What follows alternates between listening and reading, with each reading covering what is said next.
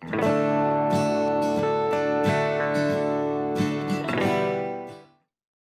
afternoon, everyone.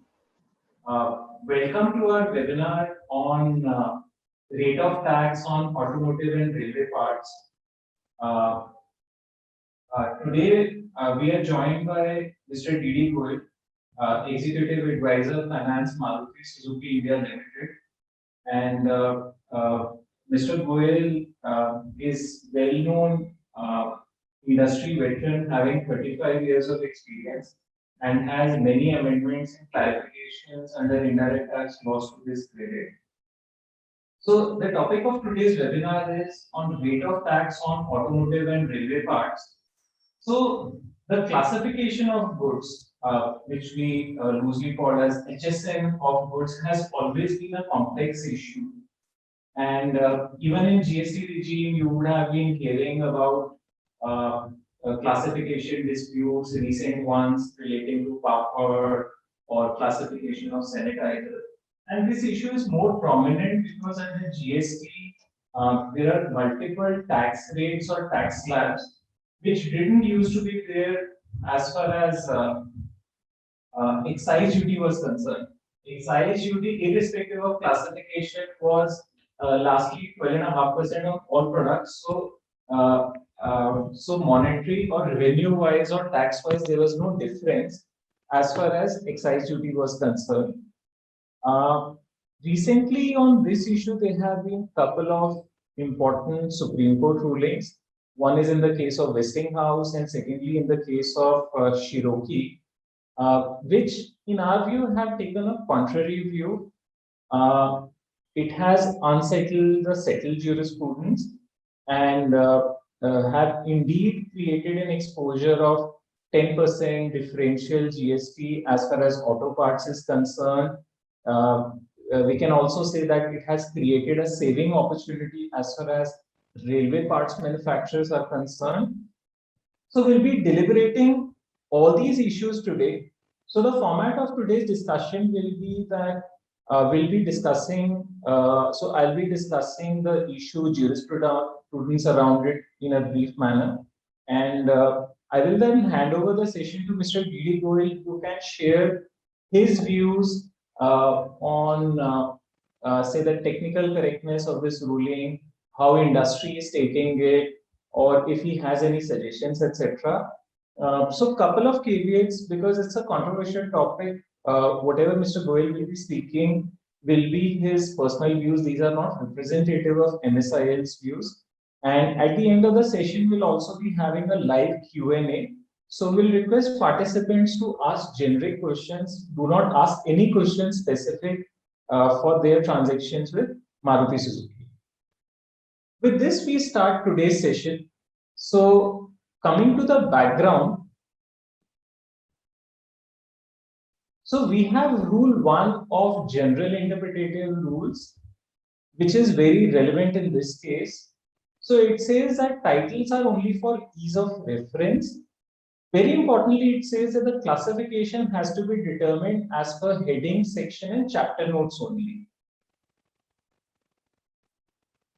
GIR to be followed provided such headings or notes do not otherwise require.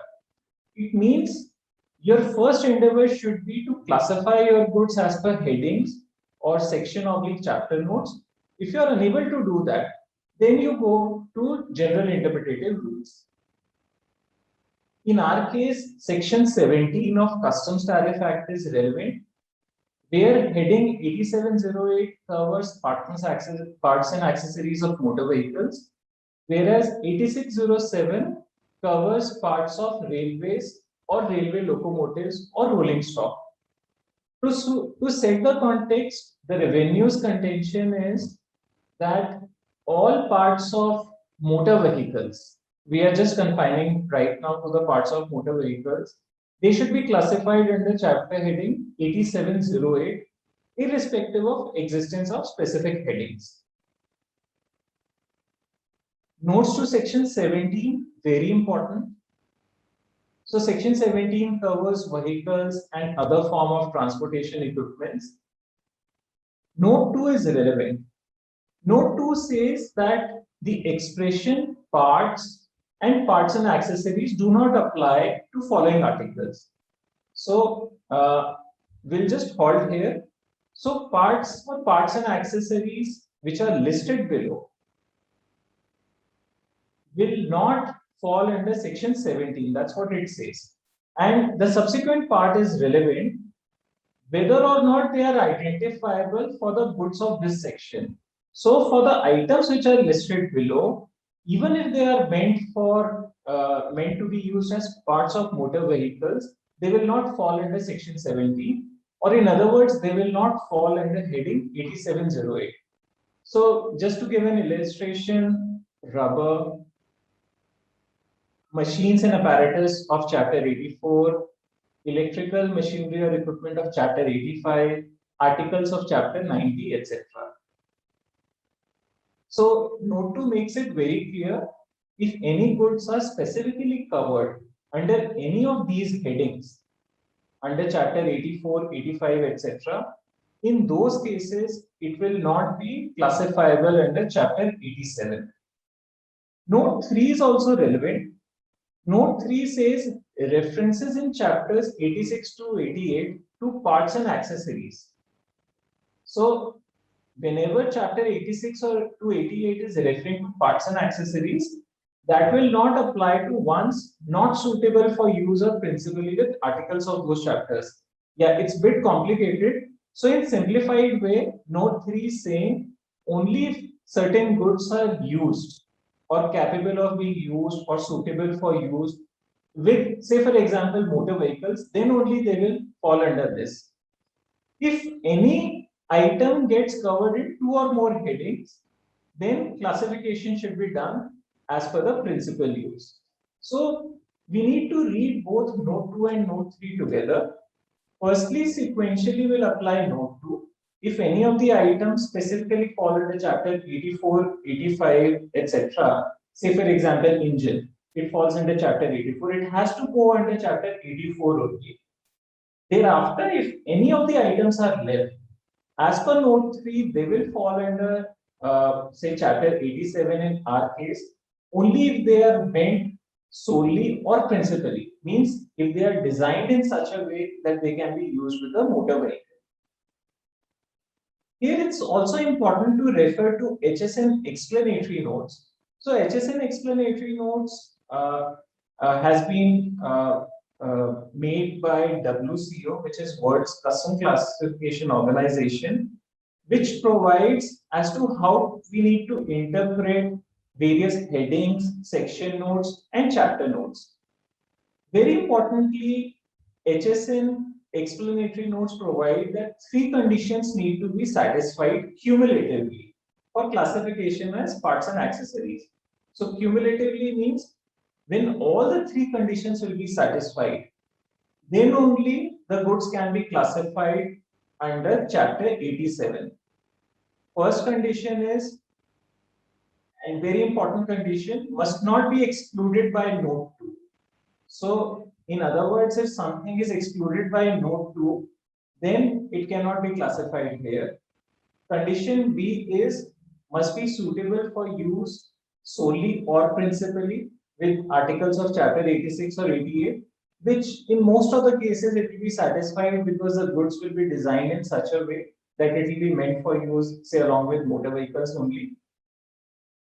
C must not be more specifically included elsewhere. This is also equally important. So if the items are specifically mentioned in some other chapter or heading, then also this condition will not be satisfied.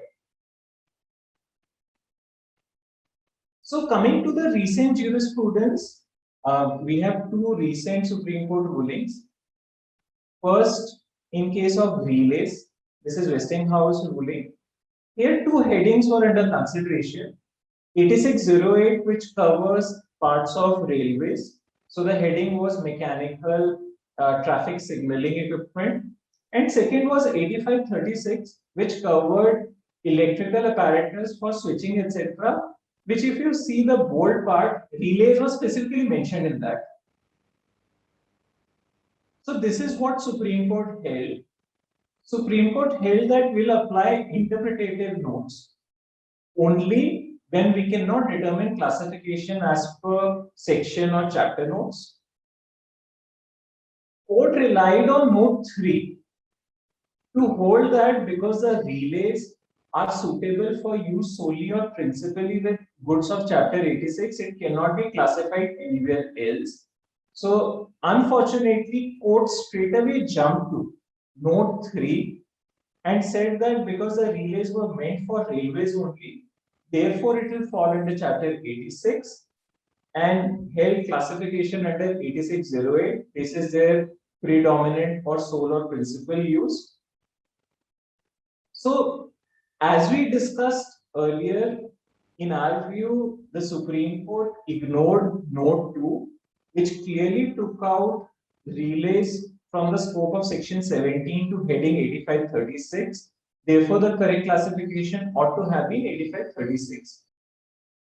Then, a recent ruling in case of Cherokee, where the taxpayer was dealing with seat parts. So the headings under consideration were again 8708, which was covering parts and accessories of motor vehicles, and 9401, which was covering parts of seats also. So the matter went to tribunal, and tribunal held that seat parts are specifically mentioned under 9401.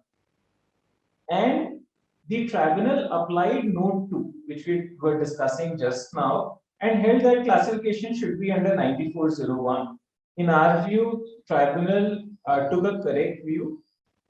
Revenue filed an appeal before Supreme Court, which has been recently dismissed. Supreme Court did not consider Westinghouse ruling, and it seems that even the revenue did not cite that judgment, and Supreme Court affirmed this case on merits. Here, it's also important to note some, I'll say, slightly older jurisprudence on these classification of automotive parts, etc. So, like instrument cluster, these are specifically classifiable under Chapter 90. But there's a very old ruling in case of premier instruments where tribunal held that classification should be under 8708 and which was affirmed by Supreme Court as well. Similarly, for fasteners, they are specifically covered under Chapter 73, but there is a Supreme Court ruling in case of GS Auto, which held classification under 8708. In case of emblems, in case of Pragati Silicon, they held classification under 8708. And even in GST, like disc brake pads, there are multiple advanced rulings holding it to be under 8708. And air spring, in case of SI air springs, which held because it was meant for railways under 8607. So, with due respect, even though some of the rulings are of even Supreme Court as well, but in many of these cases, there was a clear heading which existed beyond Section 17, be it Chapter 90, be it Chapter 84 or 85. So, in our view, these rulings do not reflect correct legal position. At same point of time, there are multiple favorable rulings also, like electronic control unit. There is a Supreme Court judgment in case of Kingpin Alpha, holding it to be under 9032. Switches in case of Intel Design 8536. Car mats, Uniproducts under 5703. Filters, there's a triple AR holding it under 8421. Door handles in case of Nextio Technologies under 3926. So, in our view, be it the courts or be it the advanced rulings, they correctly determine the classification because an alternate classification existed in other chapters. In our view, these set of rulings reflect the correct position of law. But yes, as you can see, this present slide and last slide, there's an utter confusion because of contrary rulings. And unless the revenue comes out with some clarification, etc., the litigation on these classifications is inevitable. So now coming to our take on the issue. First, in our view, Note 3 does not override Note 2. In our view, these section notes have to be applied sequentially. Once Note 2 has excluded certain goods out of Chapter 84, out of Section 17 to 84, 85, etc., classification should be under those headings only. And even the three conditions laid down under HSM explanatory notes makes it very clear that if any goods are excluded from the purview of Section 17, either through Note 2 or being specified under other headings, then Note 3 will not apply. But unfortunately, this finer aspect was not considered by Supreme Court in case of Westinghouse. Second, if revenues interpretation is taken, then Note 2 of Section 17, which lists out various exclusions, etc., has been made redundant because many of these goods, whether we talk about instrument clusters or say car mats or door handles, etc., most of those will be designed for use along with motor vehicles only. So by that logic, everything should fall under Chapter 87 only. Cherokee ruling has been passed without considering the Westinghouse ruling. Then another important aspect we need to highlight is that one, the Westinghouse has generally said, so the revenue is applying Westinghouse to say that, okay, these parts are covered under 8708. The second point we wish to highlight is that irrespective of Westinghouse, like we saw for some particular parts, etc., the fasteners, instrument clusters, etc., there are already adverse rulings which are existing. So, DeHorst Westinghouse, the revenue has been started invoking those rulings also against companies manufacturing and dealing in those goods.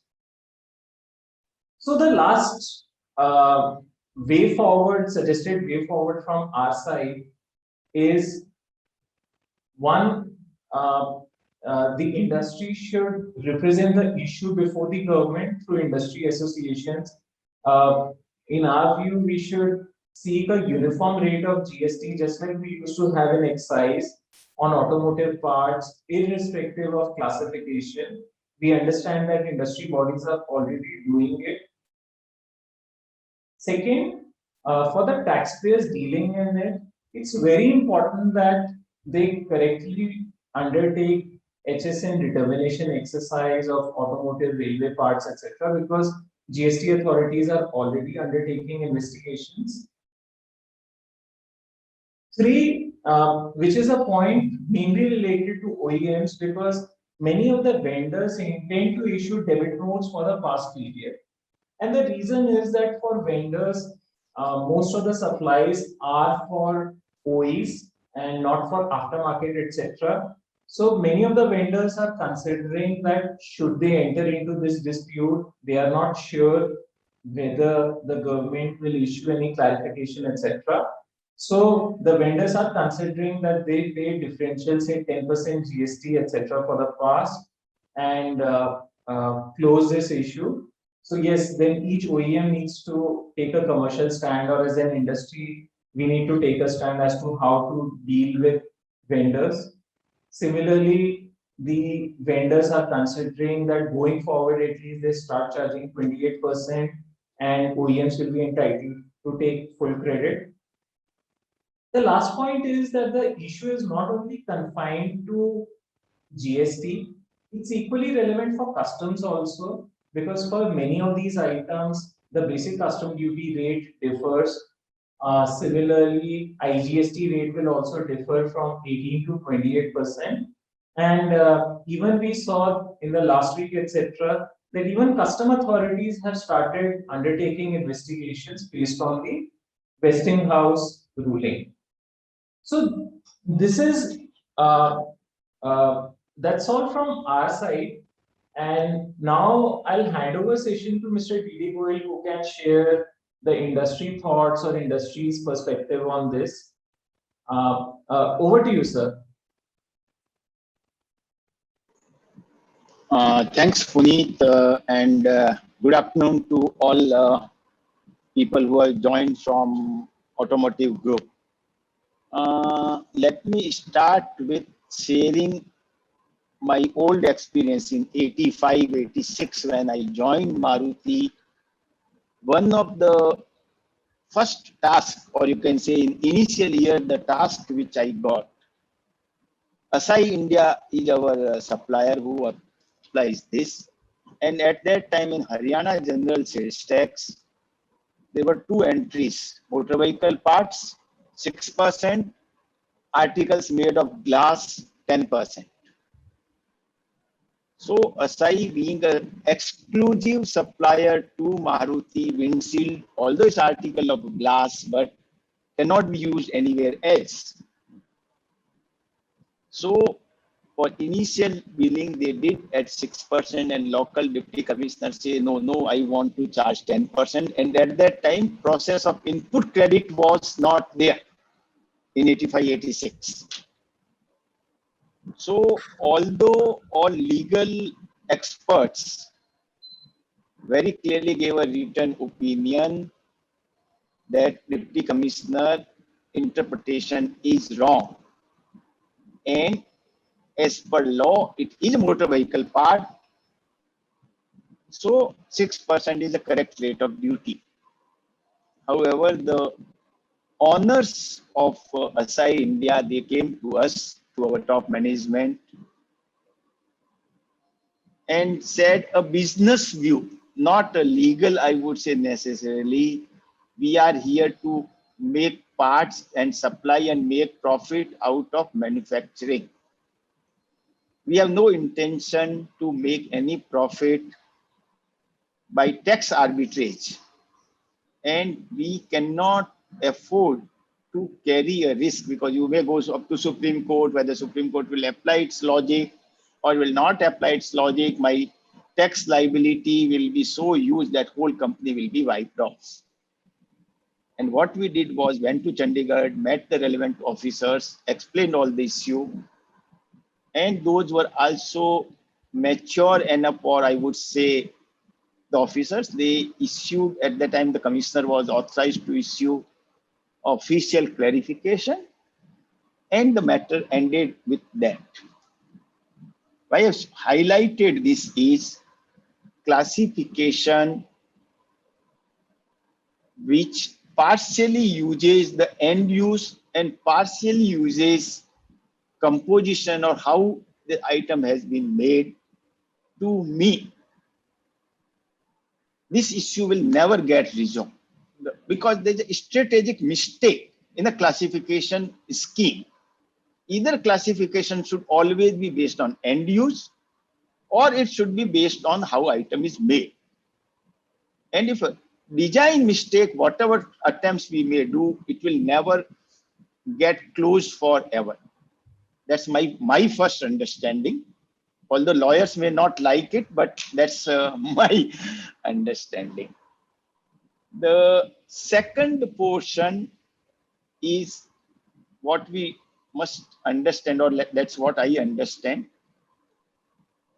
Law as it stands today, we all citizens have to follow that. We have no authority to judge a law of land, that it is illogical, it is inconsistent. Words of law for us is sacrosanct. The law passed by Supreme Court is equal to a law passed by Parliament.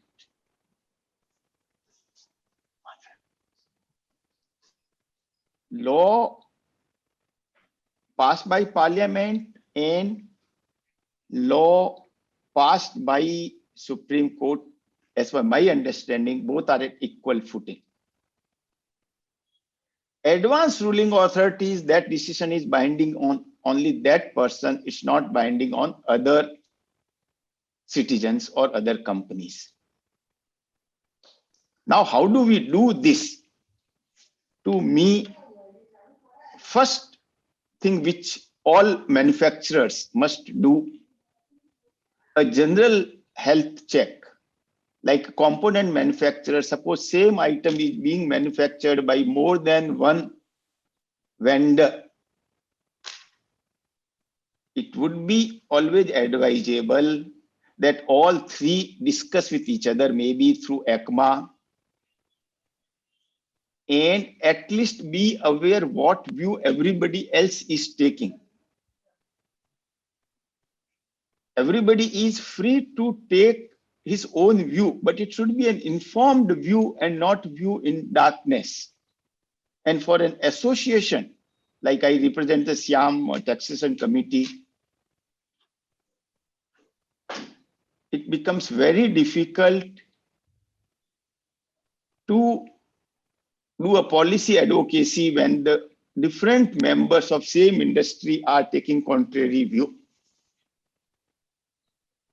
This portion, I would say, must be followed henceforth.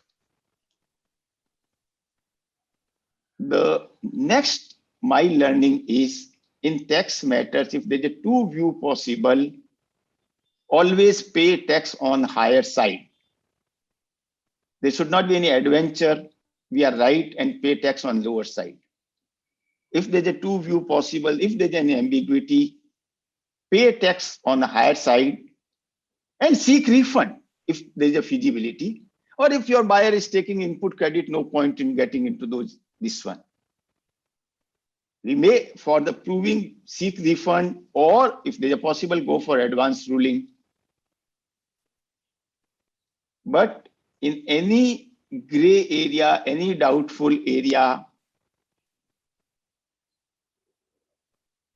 my understanding is we are, again, as I said, we are here for doing the business of manufacturing and selling.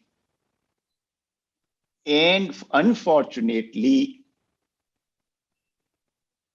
we many times fail to convince. It's our error. We are not able to convince either the lawmakers or High Court or Supreme Court.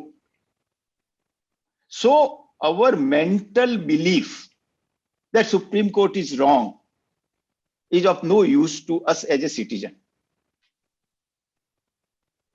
If we are not able to convince the Supreme Court, we have to take the responsibility. Because we are not in a college debate, we are in the real life. I think that was all what I wanted to share with my views or experience. Back to you, Puneet. Thank you, sir, for sharing your experiences and valuable insight.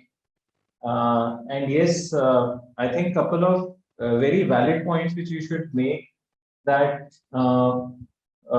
component manufacturers should do like a health check as to whether their classification are correct or not. And second, very importantly, whether their industry peers, means the people dealing in similar product, there should not be any inconsistencies in that.